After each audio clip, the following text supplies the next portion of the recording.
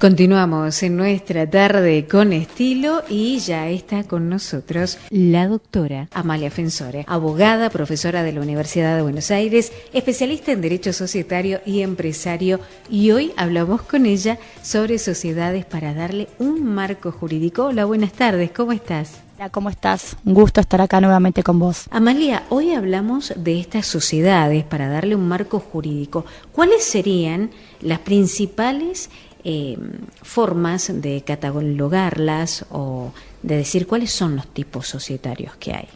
Bien, qué tema, ¿no, Mariela? Sí. Bueno, siempre me gusta que todo el público en general lo entienda, así que vamos a ser bastante claros, ¿sí? No tan técnicos. Aquella persona que quiera formar un negocio siempre tiene que tener en cuenta que lo más importante es ver la relación entre el objeto y el negocio de la empresa que quiere formar. Obviamente hay empresas que pueden ser de menor envergadura, como por ejemplo puede ser una pyme, que la podemos catalogar bajo una forma jurídica. ¿Qué quiere decir esto? O sea, vos viste que cuando vas por la ruta, cualquier lugar ves S.A. Hermanos o ves Maxi Kiosco Mariela S.R.L. Entonces, esa abreviatura de S.A., S.R.L. o las SAS, que ahora después vamos a hablar, es el tipo societario, es el tipo, la forma jurídica que vos le das a una sociedad que a su vez lleva un nombre. Ahora bien, para que la gente entienda, cuando hablamos de persona jurídica, sociedad, porque la sociedad es una persona jurídica, esto es, tiene una personalidad, al igual que una persona física, humana, por la cual va a nacer y también algún día puede morir. Esto es que la gente tiene que entender. Sí. Y en el medio va a tener una partida de nacimiento, le van a pasar una serie de actos, de acontecimientos, como le pasa a una persona humana, y a su vez una partida, ¿por qué no?, de defunción, que es cuando la empresa desaparece. Ahora bien, todos estos actos jurídicos societarios, que es todo lo que le va pasando a cualquier tipo social, porque esto es en general, para hacer una breve introducción, estos actos jurídicos se inscriben en el registro público, así como vos como persona humana inscribís tu partida de nacimiento en el registro civil de la jurisdicción que corresponda. Ahora bien, cuando vos me decís a mí, quiero poner un maxi kiosco, entonces vos venís a mi estudio y me preguntás, me vas a decir, ¿qué tipo societario me conviene? ¿No? Y ahí lo que hay que tener en cuenta son, como bien me decías, las diferencias de los diferentes tipos societarios. La Ley General de Sociedades, que tuvo sus cambios en el 2015 a raíz de la reforma del Código Civil y Comercial de la Nación, habla de diferentes tipos societarios. Pero hoy quiero hablarte de tres solamente específicos y los que obviamente se usan muchísimo en esto, bueno, en el día a día. Uno es la S.A., que todo el mundo sabe lo que es una S.A., donde vos contás con un capital mínimo de 100.000 pesos para que funcione y para que vos y yo nos juntemos bajo esta figura societaria S.A., donde tiene una mayor responsabilidad, porque obviamente voy a contar con un directorio que va a estar compuesto por socios, el capital se va a dividir en acciones, voy a tener un órgano de fiscalización. Ahora bien, si mi empresa fuera menor, o sea, con un capital menor, que no llega a los 100.000 pesos, yo podría formar una S.R.L., que es esto de la sociedad de responsabilidad limitada, que es así como empieza un poco cualquier persona, porque ¿para qué yo armo una sociedad? ¿O para qué yo me voy encajando en distintos tipos societarios? Para que mi patrimonio no se vea afectado y que yo como persona física humana no responda con todo mi patrimonio ni lleve todas estas responsabilidades a mi familia, por ejemplo. Exacto, y que pierdan todo después. Entonces, obviamente uno o lo que trata de venir a decir a la provincia como a los distintos lugares que solemos ir, mi función como no solamente profesional sino como docente y porque me gusta, es que la gente entienda que yo debo resguardarme bajo un tipo societario, ya sea S.A., S.R.L. o SAS, que son las sociedades por acciones simplificadas, que ahora vamos a hablar, por las cuales no me importa el tipo, pero sí resguardarme bajo uno. ¿Por qué? Porque si no respondo con todo mi patrimonio. Y acá hay mucho que se juega justamente, valga la redundancia, o se pone, o se tiran las cartas en la mesa, mucho en juego se pone. ¿Por qué? Porque si yo no tengo en claro cuál es el objeto de mi negocio, tampoco voy a saber qué tipo societario escoger. Ahora vos, Mariela, me dirás, bueno, ¿Cuál es la diferencia? Bueno, hablamos de que la SRL, como es de menor envergadura, el capital ya no va a ser como mínimo 100.000 pesos, como una sociedad anónima, sino que si bien no está escrito en ningún lado, decimos que como mínimo tenemos que tener un capital de 30.000 pesos. ¿Eso únicamente en efectivo o hablamos también de, por ejemplo... obligaciones de dar o en especie? Exacto, sí. ¿Cómo es ese? Se puede hacer de esa forma, o sea, vos no. Primero que vos para formar una sociedad tenés que tener ese capital, ¿sí? Sí. Tenés que tener la plata. Ahora después vos podés integrarlo, ¿no? En un lapso de un tiempo o no, pero vos podés también dar prestaciones, como bien dijiste vos, que no sean solamente en efectivo, que sean en especie, etcétera. Ahora bien, otra de las grandes diferencias con una SA y una SRL, ya te voy a decir por qué separo las SAS o las sociedades por acciones simplificadas, no es solamente el capital, sino que a su vez una SA cuenta con un directorio y un presidente, puede haber un vicepresidente. En cambio, en las SRLs hay una gerencia, ¿sí? En las SRL decimos que llevan diferentes libros contables, que estarán escuchando muchos contadores. Sí. Siempre están los contables que son los de IVA compra, IVA venta, el inventario de balance, que todos saben. Pero a nivel jurídico, los que a mí me importan es que una SA tenga un libro de acta de asambleas, que es la voz de los socios, como si fuera un consorcio de propietarios. Exacto. Cuando uno tiene un libro, bueno, ahí justamente se reúnen y vos seguramente como encargada vas anotando todo lo que hablan los copropietarios. Ahora bien, acá pasa lo mismo. En el acta de asamblea, en el libro de acta de asambleas, uno va anotando y va tratando lo que dice ese orden del día. Es exactamente igual a un consorcio de propietarios. Y fíjate vos qué importante es que antes, vos te acordarás, Mariela, que el consorcio de copropietarios no tenía o no era considerado una persona jurídica. Ahora esto ha cambiado. Ahora ha cambiado justamente con la reforma del Código Civil y Comercial en agosto del 2015, donde justamente le damos esa categoría. Y no está mal, fíjate que en materia de libros es exactamente igual. Ahora bien, en una SA tengo un libro de actas de asamblea y directorio. ¿Por qué? Porque la asamblea sería la voz de los accionistas cuando se reúnen y debaten determinados problemas, pero todas esas decisiones tienen que ser aceptadas por los que están integrando esa asamblea. Y a su vez se van a plasmar esa decisión, porque no es que yo digo, a ver, votamos y queda todo en el aire. No, hay otro libro que es el de directorio, donde justamente es el que plasma las decisiones tomadas. Fíjate vos cuál es la diferencia con las sociedades de responsabilidad limitada, que ellas no tienen un libro de asamblea o directorio. ¿Y cómo hacen? Tiene uno solo, que se llama libro de actas de reunión de socios, que hace un poco lo de los dos, pero ahí ves esta flexibilidad o esta llegada más afín que uno puede tener por la SRL, que no quiere decir que porque cuente con un capital mínimo nunca llegue a ser tan o más importante que una SA. Google es una SRL, por ejemplo, y es una gran envergadura, y no por eso es que cuenta con un capital mínimo. Pero bueno, funciona, y a su vez una SRL también puede tener un órgano de fiscalización, o sea, un control estatal, como una SA. Ahora bien, estos tipos societarios, que yo digo siempre son los más importantes, o para mí aún en el momento son las dos grandes figuras, la SA y la SRL, se pueden decir, ¿cómo la formo? ¿Dónde la plasmo? ¿En un contrato? Exacto. En la SA es un estatuto, se lo llama, que es donde vos vas a poner un poco cuándo nace, cómo se llaman los socios, qué plazo tiene la sociedad, cuál es el presidente, cuál es su fecha de cierre de ejercicio. Y lo mismo pasa en una SRL. La única diferencia es que justamente en una SA vas a ver que se puede hacer por escritura pública ante un escribano. En cambio, la SRL tenés la opción, por eso también es un poco más económica, sí, que la podés hacer también por instrumento privado. Suponte que yo como abogada o un contador la puede hacer y certifica la firma después el mismo órgano que registra las sociedades o un escribano. Correcto. ¿Por qué te dejé para lo último, más allá de lo que vos obviamente ahora me vas a preguntar, las SAS, las sociedades por acciones simplificadas? Porque la SAS es un mix de estas dos grandes figuras, es una mezcla. Al principio estuvo muy de moda porque se decía que no necesitabas a ningún contador, ningún abogado, ningún escribano para constituirlas. Porque se hace todo vía digital, porque los libros que te dije son digitales, sí, porque el capital que te requiere es mucho menor. Vos con 2 salarios mínimo vital y móvil actualizados a la fecha al que hoy fija el gobierno, podemos formar una SAS, vos y yo. Entonces, obviamente, los costos se abaratan y por eso estuvo muy de moda en su momento.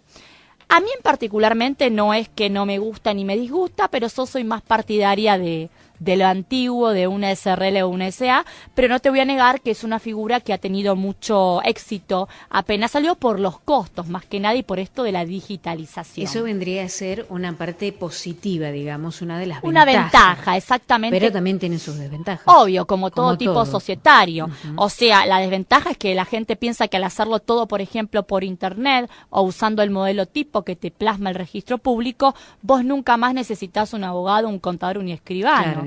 Y en realidad no es así, porque como bien te dije al principio, cuando la sociedad o la persona jurídica nace, tiene todo un proceso hasta que supuestamente un día se termina o debería terminar. En ese lapso vos necesitas un profesional porque a esa persona jurídica como a una persona humana le pasan y le suceden cosas. Pero digamos que estuvo muy de moda. ¿Y por qué queda fuera de la Ley General de Sociedades? Porque si vos me decís, te hablo de sociedades, lo que primero vos pensás es ir a la Ley General de Sociedades. Claro. Nunca te vas a imaginar que esta nueva figura quedó fuera de la ley. La regula una ley especial, que es la 27349, que habla de pymes, y dentro de esa misma, digamos, normativa, hablan de las SAS, Sociedades por Acciones Simplificadas. ¿Y por qué queda fuera? Porque esta surge con posterioridad a la reforma. Y lo bueno es que ahora hay un proyecto que está por salir donde quieren de vuelta modificar la Ley General de Sociedades para que este tipo societario quede incluido, que me parece lo más lógico, porque si no es como que es algo aparte y como que la gente se queda con que los diferentes tipos societarios son los pautados en la Ley General de Sociedades por un tema de lógica, y en realidad también abarca esta ley que, reitero, es la 27349. Amalia, y en cuanto al tema de las responsabilidades que hay, ¿no? Porque todos en la vida tenemos una responsabilidad, y mucho más cuando estamos hablando de este tipo de sociedades. ¿Cuáles son las responsabilidades penales, en este caso, de los directores? Bien, diste un tema muy importante y que ha estado mucho de moda en estos últimos tiempos. Surge a raíz de todas estas reformas con posterioridad al 2017, te diría en 2018, una ley que es la de responsabilidad penal empresaria. Surgió un poco hace mucho con el tema de los cuadernos. Sí. ¿Por qué? Porque justamente no teníamos claro en nuestro país qué pasaba con la empresa, si respondía, porque siempre los que responden son los socios, ¿no? Siempre uno, si tenía un tema penal, uno respondía como yo, persona física y socio integrante de una SA, por ejemplo. Pero nunca había una responsabilidad de la empresa como persona jurídica, ¿sí? Ahora sí la hay. Ahora sí, con esta ley separamos y decimos que si bien uno es responsable por cualquier hecho que pueda haber cometido, más en materia penal, dentro de la empresa, también la empresa es responsable. ¿Por qué? Porque obviamente vos fíjate que, como siempre digo, el tema de empresas y de sociedades está vinculado a otras ramas del derecho. Entonces, en las empresas o en las pymes, más que nada en las multinacionales, habrás escuchado, Mariela, que se habla mucho del oficial de cumplimiento, el compliance, sí, que es aquel que se encarga de qué. Es una persona que se encarga de ver si se cumplen con las diferentes normas y resoluciones de los distintos órganos de controles. ¿Qué son órganos de controles? Por ejemplo, la Inspección General de Justicia en Buenos Aires, ARBA, AGIP, te puedo dar ejemplo de la UIF, ¿sí? Que es la unidad financiera donde vos declarás el origen de fondo. Todo lo que se te ocurra, cualquier tema en materia impositiva, son organismos de control. Entonces esta persona, que se llama, reitero, oficial de cumplimiento, lo que hace es ver si la empresa cumple con todo. Pero hay un gran tema acá. Así como están las ventajas, también están las desventajas. Esta ley estuvo muy buena y está bien hecha en cuanto a decir que la empresa es responsable, de que hay una figura que debe encargarse de lo que es de ver las diferentes resoluciones ante los distintos órganos de control, pero también hay que tener en cuenta ¿qué pasa y cuál es el límite de que vos puedas acceder, por ejemplo, en una empresa, a mi computadora para ver determinado tipo de información? ¿Hasta dónde vos llegás, por ejemplo, con el tema del derecho a la intimidad, de mi privacidad? Si yo como empleado tengo información cargada en la computadora y de repente pasa un incendio en la empresa o hay un tema más que nada tributario, como pasó con el tema de los cuadernos, ¿hasta dónde puede venir una persona, ¿no?, con cierta orden judicial a verificar si lo que tengo en mi computadora, toda la información, inclusive personal, puede estar a disposición de la empresa? Mirá, entonces, qué tema importante. es muy eso. importante porque acá también juega, a mí me gusta jugar más que nada con esto de relacionar, porque el derecho en sí no es una rama. A ver, sí está bien decir que derecho de familia tiene su área específica, como derecho laboral y penal, etcétera, pero todo se relaciona, Mariela. Fíjate que tiene que ver con el derecho a la intimidad, el derecho a la privacidad, entonces está todo vinculado. Y lo que más esta ley, para decirte y cerrando este tema de la responsabilidad penal empresaria, lo que más trata de establecer en su normativa es el tema de la transparencia, ¿sí? La transparencia de la empresa, ¿sí? Que bueno, que obviamente con todo esto que te dije político desde antes, pero ya existía y otros países ya la tenían, y esto viene a poner un poco de orden, ¿no? Porque a veces no hay figuras tan transparentes en las empresas, por ejemplo, en el tema de facturación. Fíjate que antes un monotributista podía facturar lo que quiera bajo una sociedad de hecho que ni siquiera tiene un contrato. La sociedad de hecho es cuando vos y yo nos juntamos y abrimos el kiosco, la radio. Entonces ahí, bueno, vos sos monotributista y vos facturabas por todas las cosas que se puede hacer. Esas sociedades hoy, te digo, para que sepas, siguen existiendo y están dentro de la ley de sociedades reguladas bajo el capítulo, se llama de la sección cuarta, que si bien siguen, fíjate vos digamos, a veces no tiene lógica, a veces los mismos artículos de ley se van cruzando, porque te dicen que es una figura societaria porque está regulada, pero a su vez no te exige el contrato todavía. Uno aconseja al estudio hacerlo, porque es lo más lógico, plasmar las pautas, pero no se exige el contrato, no se inscriben en IGJ. Entonces es como que ese tipo societario de sociedades de la sección cuarta, que son las de sociedades de hecho de antes, las sociedades civiles que ya no existen por la reforma del código, queden así. Y a su vez también vos decís, pero qué, digamos, digamos, qué ilógico es esto, porque a su vez se registran los bienes que tienen. Si tiene un auto se registra y sin embargo no tengo contrato, por ejemplo, porque no es obligatorio.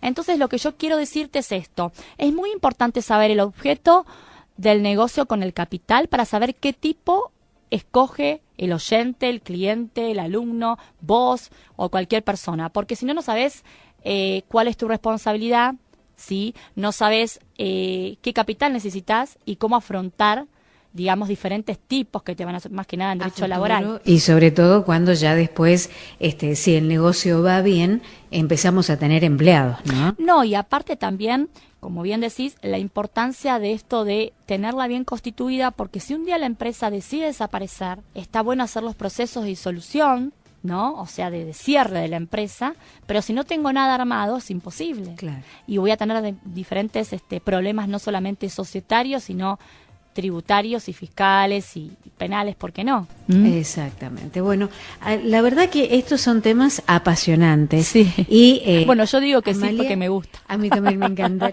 Y ¿sabes qué, Amalia? Nuestro tiempo ya está finalizando. Yo agradecerte por esta posibilidad que nos brindas al estar aquí en la provincia de San Juan a través de la radio, que es este vínculo que llega a diferentes puntos de la provincia de San Juan y traspasamos los límites provinciales. Así que gracias por estar aquí con nosotros y también, al igual que a Luciano, los invito para que en su llegada a la provincia de San Juan, a futuro, pasen por aquí por la radio y por supuesto también para que continuemos manteniendo este contacto con ustedes. Así será, te agradezco muchísimo, Mariela, sos encantadora, tenés una voz admirable y bueno, muchas gracias por permitirme estar a mí hoy acá en tu radio. Bueno, muchísimas gracias. Con nosotros la abogada Amalia Fensore. Continuamos en nuestra tarde con estilo.